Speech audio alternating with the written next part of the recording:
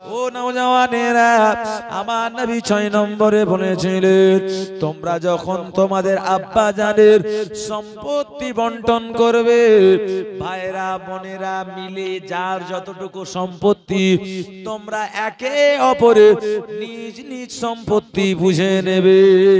জোরে বলুন। কি গো, আমরা আমাদের ভাই বোনের সম্পত্তি যেটা বাপ মায়ের কাছ থেকে পাই, আমরা সে সম্পত্তিটা আমরা কি ভাগ করে নি? কি গো, ভাগাভাগি করে নি? হ্যাঁ, ঠিকভাবে বন্টন করি না। আমরা কি করি? আমরা বোনের হকটাকে অনেকে মেরে নি। কথা ঠিক না বেঠিক? তলে তলে মায়ের কাছ থেকে বাপের কাছ থেকে আমি একমাত্র ছেলে, আমি টিপস সহে নিয়ে নিলাম। এদিকে আপনার বাপ মাও জাহান্নামে যাবে, যে নিজের নামে নিচ্ছে ও জাহান্নামে যাবে। কারণ কারো হক মেরে খাওয়া চলবে না। চলবে? কোনো মতেও চলবে না। ও ভাইজানেরা, ও নবীর উম্মত উম্মাতানিরা, আমার নবী জানিয়ে দিলেন সাহাবারা, আমি রাসূলুল্লাহ জানিয়ে দিলাম। এই রকম করে আমার নবী হকের ব্যাপারে বারে বারে সতর্ক করে দিয়েছেন। আল্লাহ নবী কি ওই সময় কিছুক্ষণ পর দেখা যায় এমনি করে বাবা দেখা যায় চোখ বন্ধ করলেন, যে উটের উপরে সওয়ার ছিলেন ওই উটের পিঠটা খুজা হয়ে যায়। উট ধরেছিলেন হযরতে আবু তাজানা রাদিয়াল্লাহু আনহু। তিনি বলেন, আমার নবী বক্তব্য দিতে দিতে দেখা যায় আমার আপনার নবী নূর নবী হাবিবুল্লাহ চোখ বন্ধ করে নিলে ইটের পিঠটা খুজা হয়ে যায়। কিছুক্ষণ পরে নবী চোখ খুললেন। আল্লাহ নবী বলেছিলেন, ও আমার সাহাবারা, ও আমার সাবিরা, আল ইয়াউমা আকমালতু লাকুম দীনাকুম ওয়া আতমামতু আলাইকুম নি'মাতি ওয়া রাদিতু লাকুমুল ইসলাম দীনা। ও আমার সাহাবারা, আমার আল্লাহ দ্বীন ইসলামকে কবুল করে নিয়েছেন। আমার আল্লাহ দ্বীন ইসলামকে সমস্ত নিয়ামত খানা দিয়ে ভরপুর করে দিয়েছে। আর আমার আল্লাহর মনোনীত ধর্ম হলো দ্বীন ইসলাম।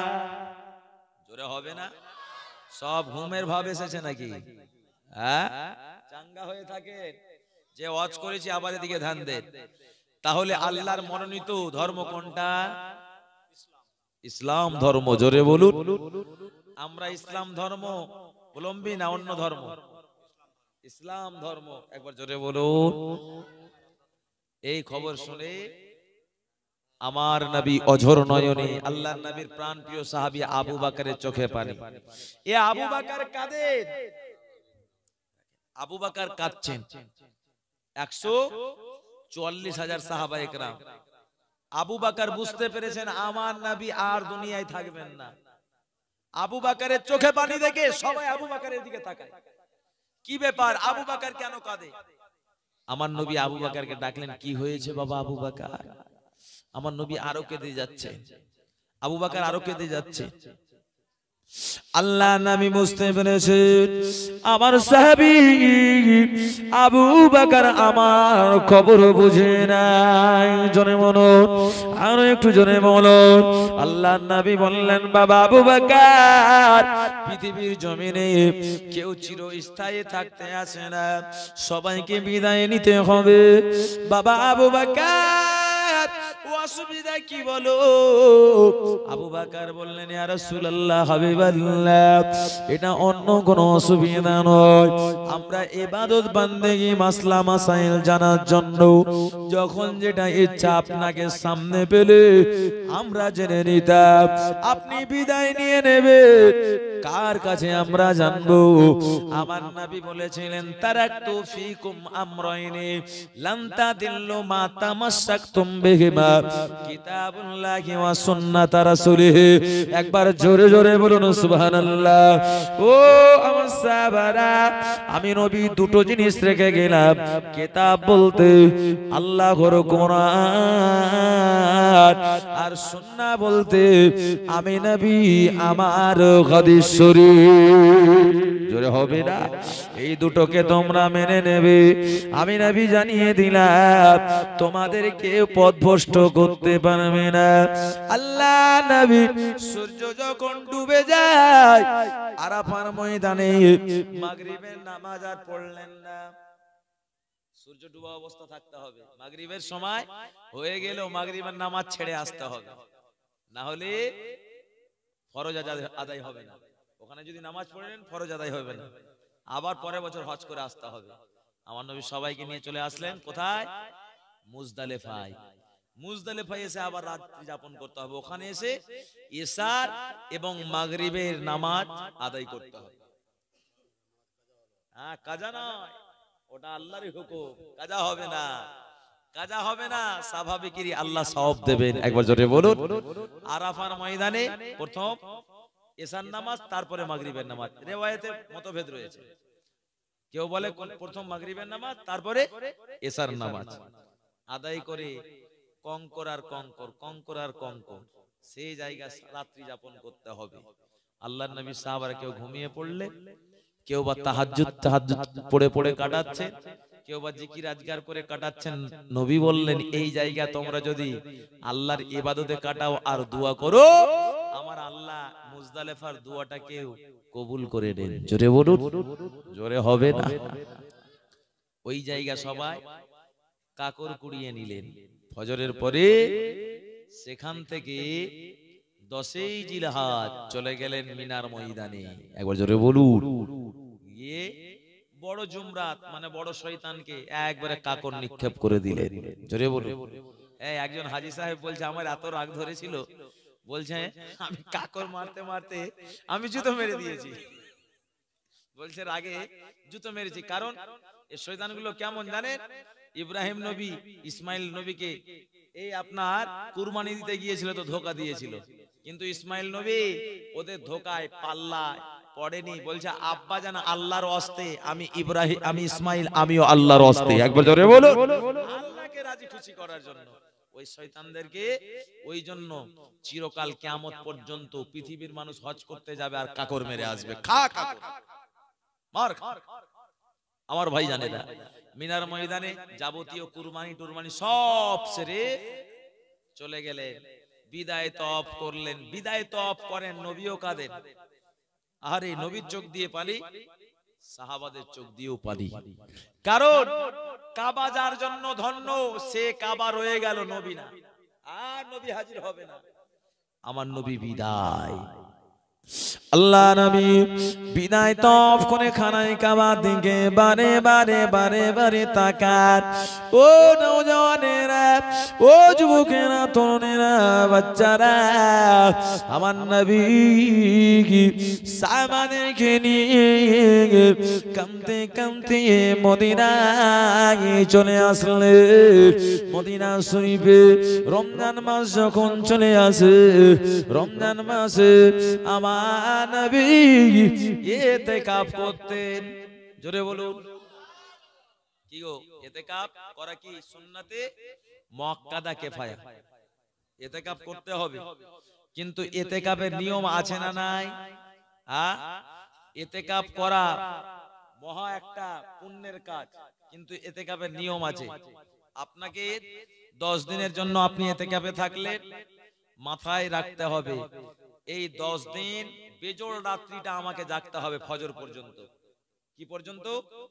ফজর পর্যন্ত। কারণ লাইলাতুল কদর তালাশ করার জন্য বেজোড় রাত্রি 21, 23, 25, 27, 29 এই 5 রাত্রি জাগতে হবে। নবী 10টাই রাত জাগতেন। একবার জোরে বলুন। কি করতে হবে, কিভাবে জাগতে হবে? নামাজ পড়তে হবে লাইলাতুল কদরের, কোরআন পাক তেলাওয়াত করতে হবে, জিকির আজকার করে করে ফজর পর্যন্ত কাটাতে হবে। এই ফজরের পরে এবার ঘুমিয়ে যান। আর আমরা অনেকে কি করি, ইতিকাফে থাকি, তারাবি পড়া হলো, খাওয়া দাওয়া হলো, আর ঘুমিয়ে যাচ্ছে। কিন্তু নিয়ম জানি না, এগুলো আমাদের মসজিদে সে সময় আলোচনা করতে হয় ইমামদের। অনেকে করে, যাই হোক আলহামদুলিল্লাহ। অনেকেই জানেন আর অনেকেই জানেন না আমার বাবু ভাইয়েরা। তো নবী প্রত্যেক রমজান মাসের শেষ 10 দিন ইতিকাফ করতেন। শেষ জীবনে নবী 20 দিন ইতিকাফ করেছিলেন। জোরে বলে 20 দিন করছেন। আবু বকর বুঝেছেন আমার নবীর শেষ, আর নবী থাকবেন না, নবী বিদায় নেবেন। রমজান মাস পার, নবী ইতিকাফ রেখে পার হলেন।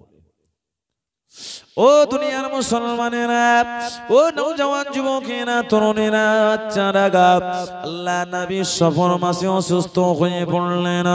নবী আমার দিন দুনিয়ার বাদশা এত অসুস্থ হয়েছে, আল্লাহ নবীকে ভালো লাগে না। ও নওজওয়ানেরা, এইরকম করে আমার নবী খাওয়া দাওয়া সব ছেড়ে দিলেন। এত জ্বর আমার নবী সহ্য হয় না। আম্মা জান মা খাতা আয়েশা কে বলেছিলেন, ও বিবি আয়েশা, আমার মাথাতে 7 মশক পানি ঢালো। এমনি করে 7 মশক পানি ঢালা হলো। এইরকম করে নবী একটু সুস্থতা পেলেন, আবার অসুস্থ হয়ে পড়ে। আল্লাহ নবী সাহাবাদের মন খারাপ হয়ে যায়, আমার নবী এইরকম অসুস্থ, নবী কি আর ফিরবেন না, নবী কি আর সুস্থ হবেন না। আল্লাহ নবীকে আমার আল্লাহ এমনি করে সফর মাসের বুধবারে আল্লাহ পাক সুস্থতা দান করে দেয়। আর একটু জোরে বলুন। সেই দিন নবী গোসল করলেন, সুস্থতা অর্জন করে নবী খেলেন। বলছে আমাকে ভালো লাগছে, খেতে দাও। নবী সুন্দরভাবে স্বাভাবিক হিসাবে খাওয়া দাওয়া করলেন। যে খাওয়া দাওয়া নবীর কাজ শেষ, আল্লাহর নবীর সুস্থতা দেখে সাহাবারা, যেটাকে আমরা বলি সফর মাসের শেষ বুধবার আখে চাহার সোমবার, একবার জোরে বলুন। আমার নবীর সাহাবারা খুশি হয়ে নবীর সুস্থতায় দেখে আবু বকর 20 দিরহাম দান করলেন। জোরে বলুন। আরো কোন সাহাবী 25 দিরহাম। এই যে আমরা জীবনের জন্য দান করছি, এর মর্যাদা আছে না নাই? নবীর ভালোবাসায় দিচ্ছি, কি গো? বিশাল মর্যাদা। তাই যিনারা দেননি শরীক হবেন, একবারে ফাঁক ছাড়বেন না, বলবেন নগদে দিয়ে দিলাম 100 টাকা 50 টাকা, কিন্তু মসজিদে খরচ আছে, একটু ভাববেন আল্লাহর ঘরের জন্য, আল্লাহর ঘরের জন্য ভাববেন। যাই হোক, তো যেদিকে আলোচনা করছিলাম যে নবী সুস্থতা হলেন, আবার কিছুদিন যাওয়ার পরে আমার নবী অসুস্থ হয়ে পড়লেন।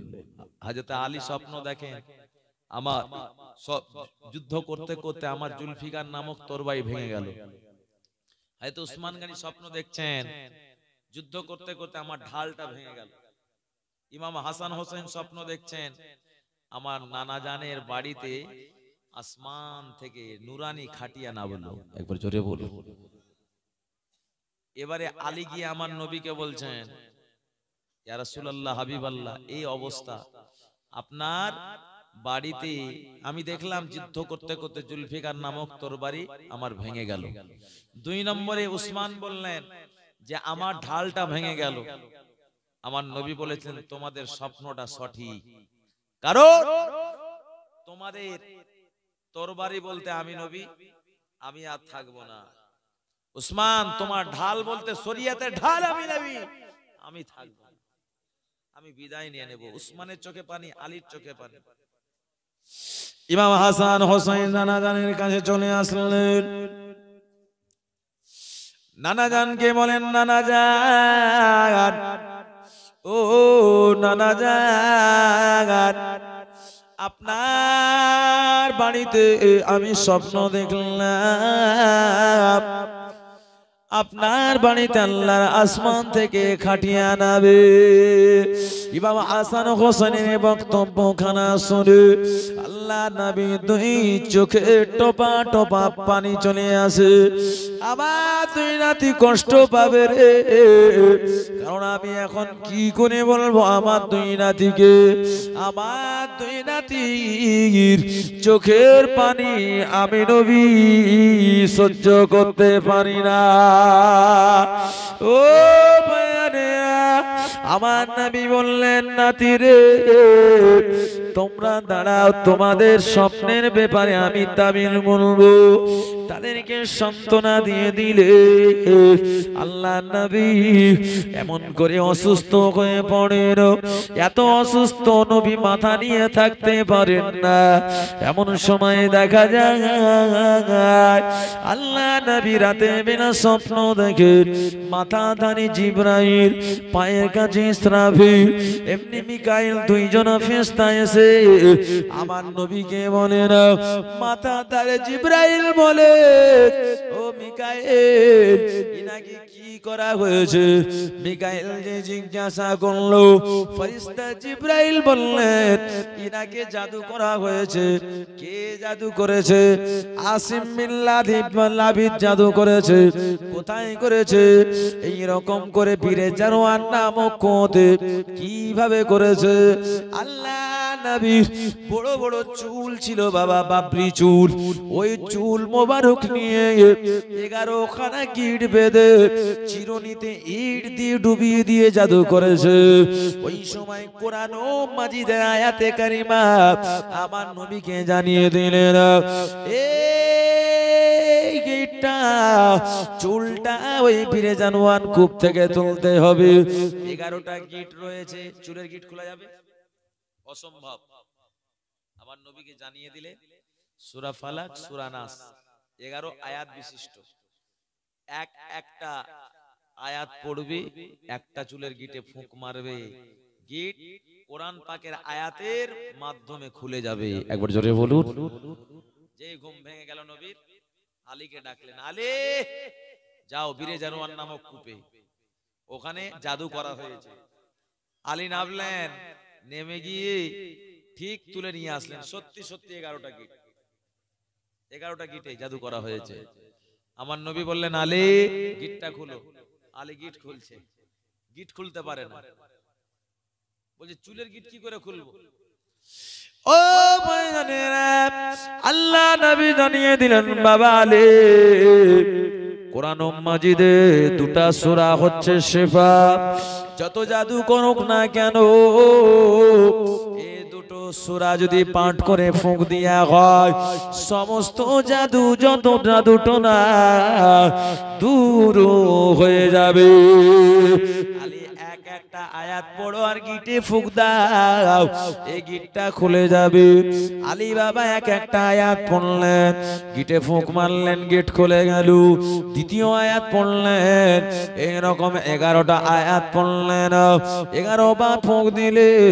গিটটা খুলে গেল একবার জোরে জোরে বলুন সুবহানাল্লাহ আমার নবী বলে এই গিট খোলার জন্য আমার মাথা খানা হালকা হয়ে যায় জোরে হবে না নবী সুস্থ হলেন খাবার খেতে লাগলেন কিছুদিন পর দেখা যায় নবী আর বিছানা থেকে উঠতে পারেন না ফজরের সময় হয়ে গিয়েছে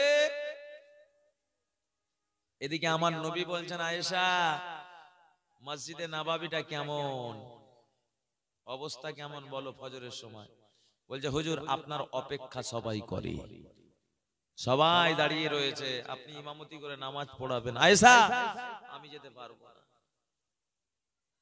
তোমার আব্বা আবু বকরকে আমার ইমামতির জায়গা দাঁড়িয়ে যেতে বলো জোরে হবে না আবু বকরের মর্যাদা কি দেখেন আয়েশা বলছেন আমার আব্বা নম্রতা আমার আব্বা সাদাসিধে ছোট দিলের মানুষ আমার আব্বা নরম দিলের মানুষ আমার আব্বা সহ্য করতে পারবে না নবী বলছেন আয়েশা আমি নবী বলছি আবু বকর ছাড়া আমার উপস্থিতিতে কেউ রাজি নয় কেউ মর্যাদাবান নয় আবু বকরের মতো একবার জোরে বলুন আম্মা জান আয়েশা বললেন আবু বকর কাঁপতে কাঁপতে নবীর জায়গাতে দাঁড়িয়ে ফজরের নামাজের ইমামতি করলেন একবার জোরে বলুন সবাই নবীকে দেখতে আসলেন নবীকে দেখার পরে সবাই চলে যায় একদিন জোহরের সময় দেখছেন মদিনার মসজিদে নববীতে অনেক ব্যক্তিত্ব নবী যেতে পারছেন না আল্লাহর নবী দুইজনকে ডাকতে বললেন দুইজন সাহাবী আসলেন কাঁধে আমার নবী হাত দিয়ে ভর দিয়ে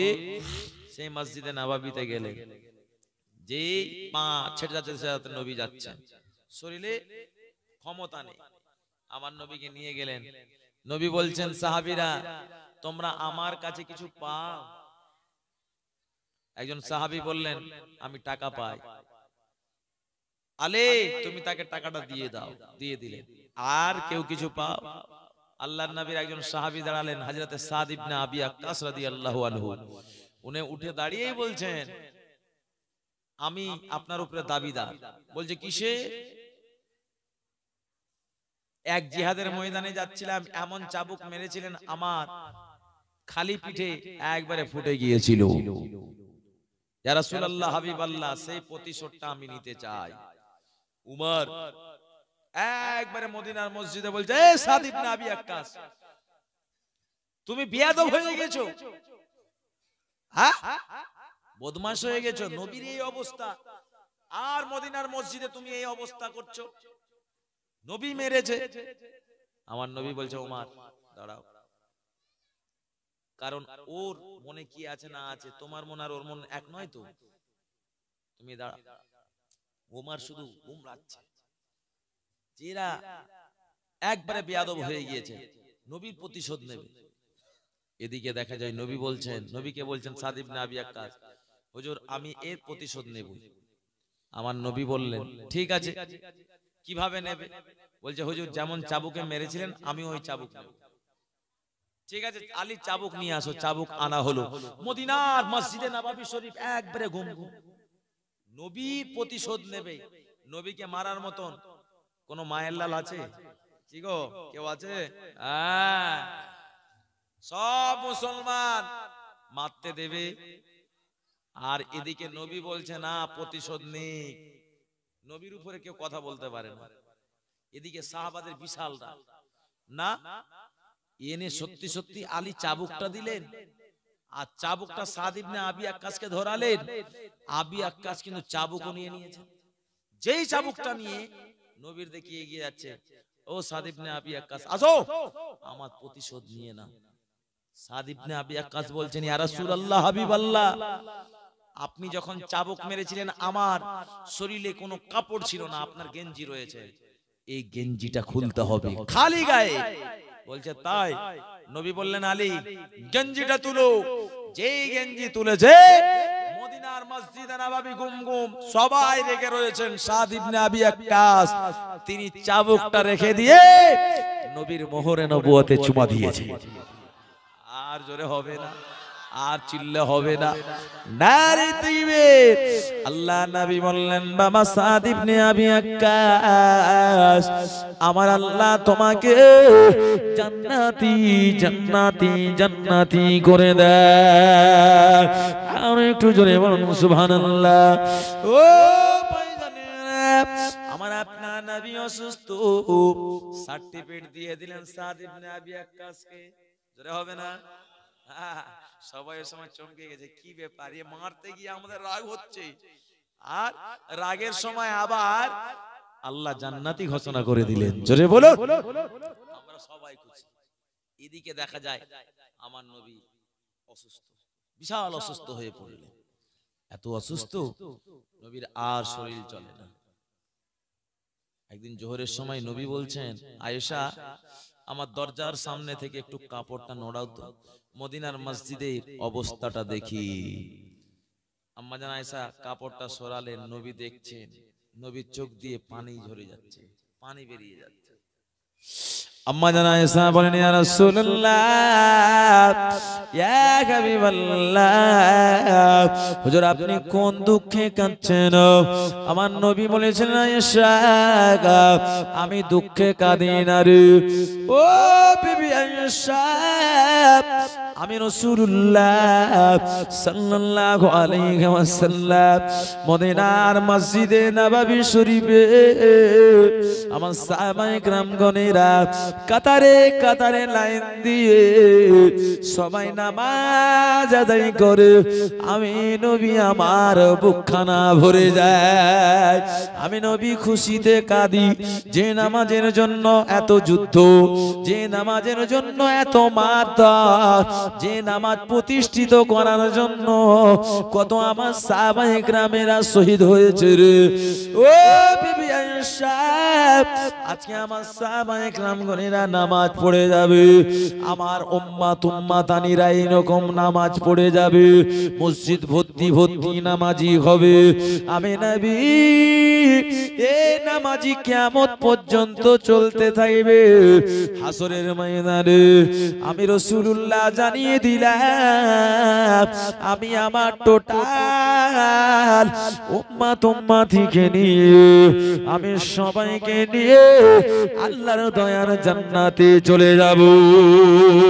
আম্মা জান আয়েশা বলেছিলেন, ইয়া রাসূলুল্লাহ হাবিবাল্লাহ, সে ময়দানে মাসারের দিনেতে আপনি আপনার উম্মাতিকে কিভাবে চিনে নেবেন?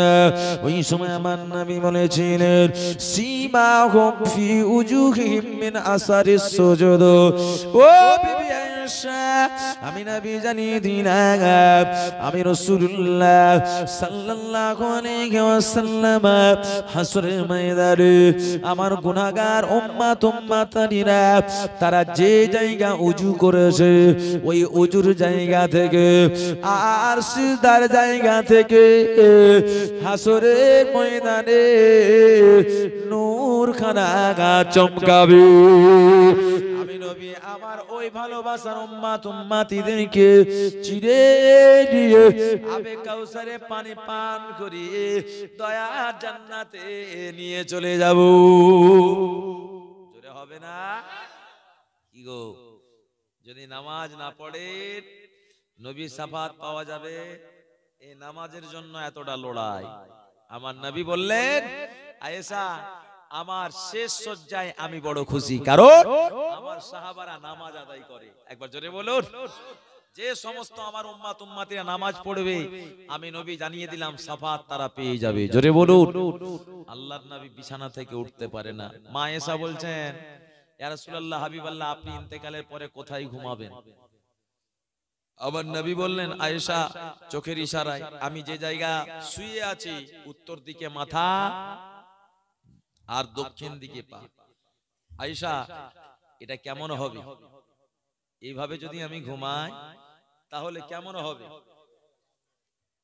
আম্মা জান আয়েশা কি নবী আম্মা জান আয়েশা বলছেন, ইয়া রাসূলুল্লাহ হাবিবাল্লাহ, আপনি আমার ঘরে ঘুমাবেন, আমি আয়েশা আমার মনটা আরো ভরে যাবে। জোরে বলুন। কারণ সমস্ত আপনার টোটাল উম্মাতিরা যখন পৃথিবীর জমিন থেকে আপনার রওজা শরীফ জিয়ারত করতে আসবে, তারা এসে দেখবে নবীর রওজা মানে মা আয়েশার ঘর, এই ঘরের মধ্যে আম্মা জান আয়েশা আর নবী থাকতেন। একবার জোরে বলুন। আমার ঘরটা দেখে যাবে। একবার জোরে বলুন সুবহানাল্লাহ। আমার আপনার নবী অসুস্থ হয়ে পড়েন, মা আয়েশার ভাই আব্দুল্লাহ তিনি কিন্তু দাতুন করছিলেন। আমার নবী বলছেন, আয়েশা শুধু ওই দাতুন করছেন, মিসওয়াক করছেন, তাকাচ্ছেন। আমার নবী ওই দিক তাকাচ্ছেন, আয়েশা বলছেন, ইয়া রাসূলুল্লাহ নেবেন? নবী ইশারা করলেন হ্যাঁ। যেই দিলেন মিসওয়াকটা, আম্মা জান আয়েশাকে বলেন তুমি চিবাও। চিবিয়ে দিলেন, আমার নবী মিসওয়াক করলেন, কুল্লি করলেন। কারণ নবী মিসওয়াক করা পছন্দ করতেন। সুন্দর করে মা আয়েশা কুল্লি করিয়ে দিলেন। হাসান হোসেনকে ডাকতে বললেন। হাসান হোসেনকে বললেন, ভাই হাসান, ভাই হোসেন, তোমরা যে স্বপ্নটা দেখেছো এই স্বপ্ন তোমাদের নানা জান আর থাকবে না। ওই খাটিয়া করে তোমাদের নানা জান আল্লাহর জান্নাতে চলে যাবে। হাসান হোসেন কাঁদে। আলীকে বললেন, ফাতেমাকে ডাকো। ফাতেমাকে ডাকা হলো।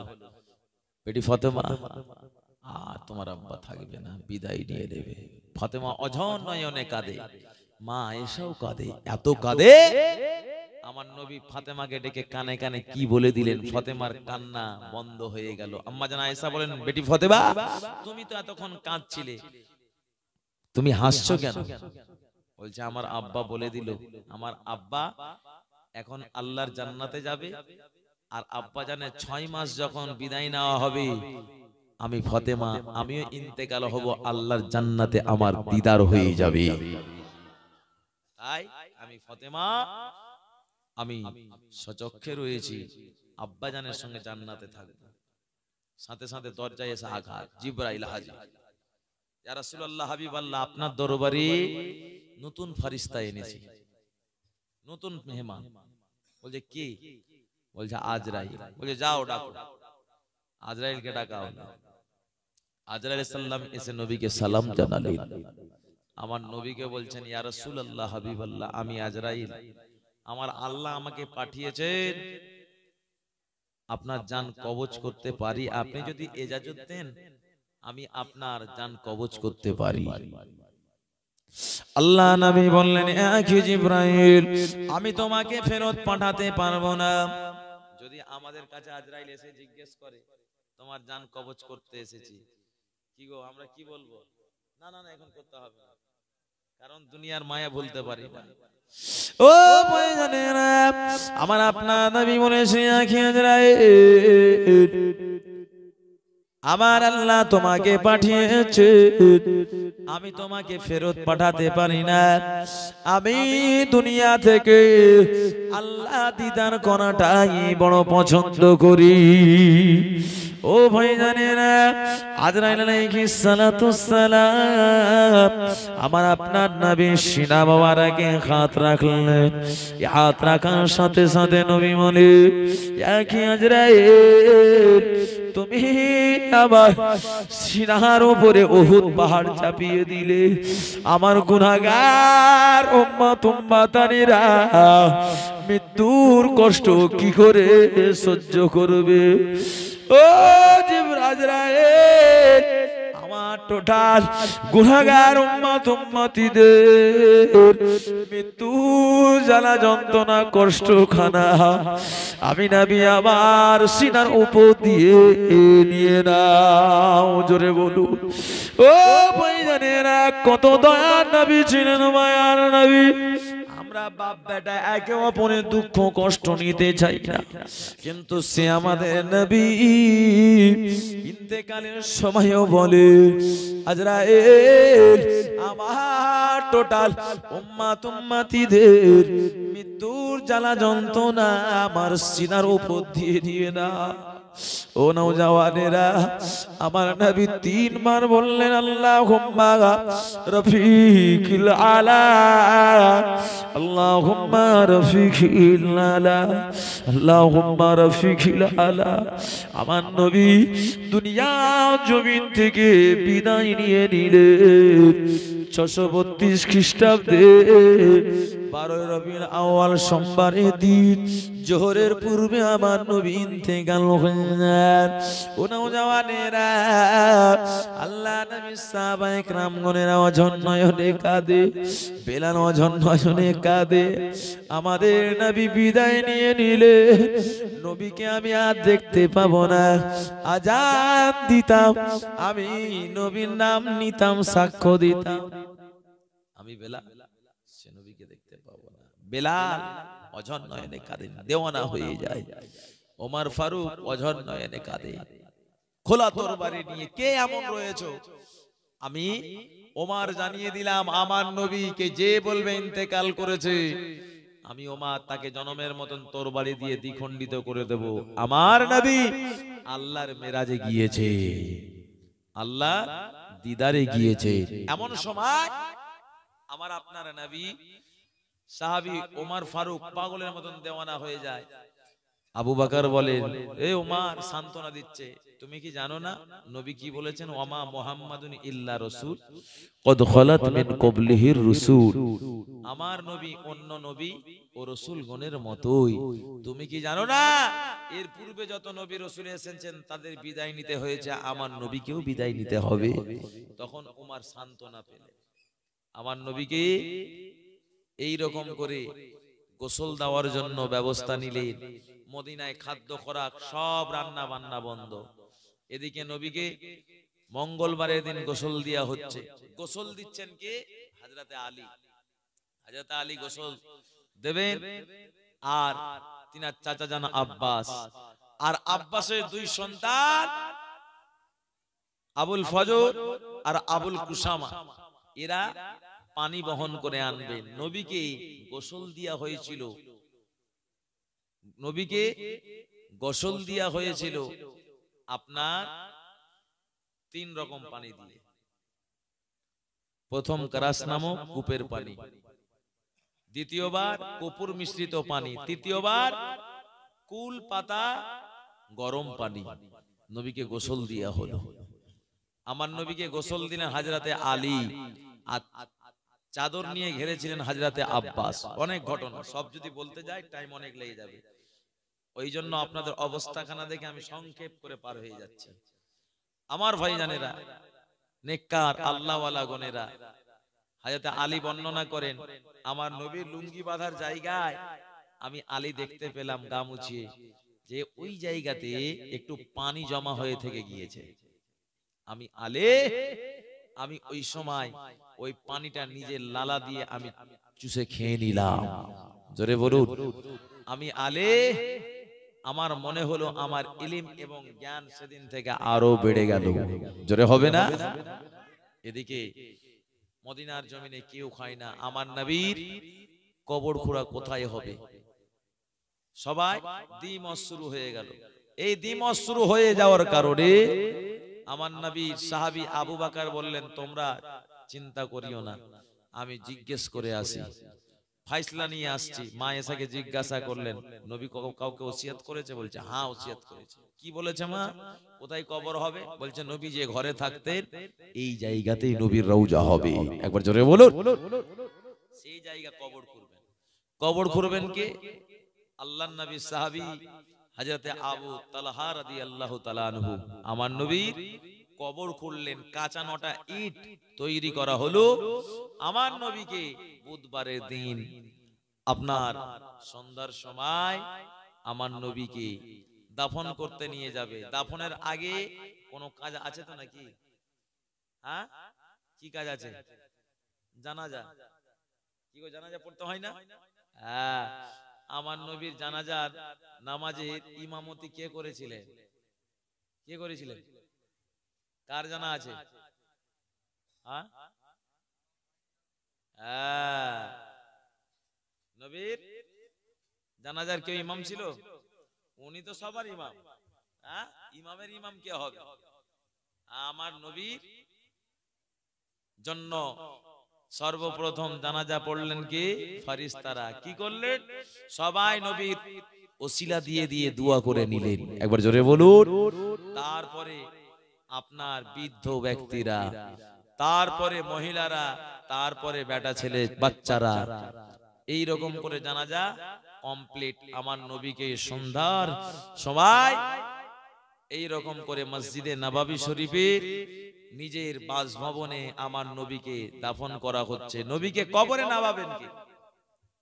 নবীকে কবরে নামাচ্ছেন আবুল ফজল, আবুল কুসামা শুকরান রাদিয়াল্লাহু আনহু। কারণ আবু বকরের চোখে পানি, ওমরের চোখে পানি। নবীকে কবরে নামাবো আমরা সহ্য করতে পারবো না, আর আবু বকর সহ্য করতে পারে না। আবু বকর বলে, আমি যদি কাঁদি সমস্ত সাহাবাদের আর ধরে রাখা যাবে না। আবু বকর ওই জন্য সেখান থেকে তিনিও সরে গেলেন, আলীও সরে গেলেন, ওমর ফারুকও সরে গেলেন, সবাই সরে গেলেন। এই তিনজন মিলে নবীকে নামিয়ে দিলেন। বলছেন নটা কাঁচা ইট নবীকে দিয়ে দাও, কারণ তার বাক্সকুলি কবর হয়েছিল, বাক্স সিস্টেম। ওই জায়গা কাঁচা নটা ইট দিয়ে দিলেন। অদনিয়ার মুসলমানেরা, আমার নবীকে সবাই যখন মাটি দেয়, আবু বকরের সহ্য হয় না, সিনাটা কেঁপে যায়। ও নওজওয়ানেরা, আবু বকর কাঁদতে পারেন না, কারণ আমি যদি কাঁদি মদিনায় একটা মানুষের চোখে পানি ধরে রাখা যাবে না, অনেকে জ্ঞান হারিয়ে ফেলবে। না না না, আবু বকর ধৈর্য ধারণ করলেন।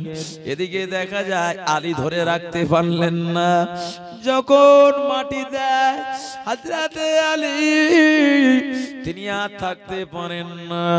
কোদালের আওয়াজ যখন ফাতেমা শুনতে পেয়েছে, আলী যখন ঘরের মধ্যে প্রবেশ করেছে, ফাতেমা বলে, ও আমার স্বামী আলী, আপনারা কি করে আব্বাজানকে চাপা দিলেন, মাটি দিয়ে দিলেন? এইরকম করে মায়েশা কাঁদে, ফাতেমা কাঁদে, ইমাম হাসান ইমাম হোসেন কাঁদেন।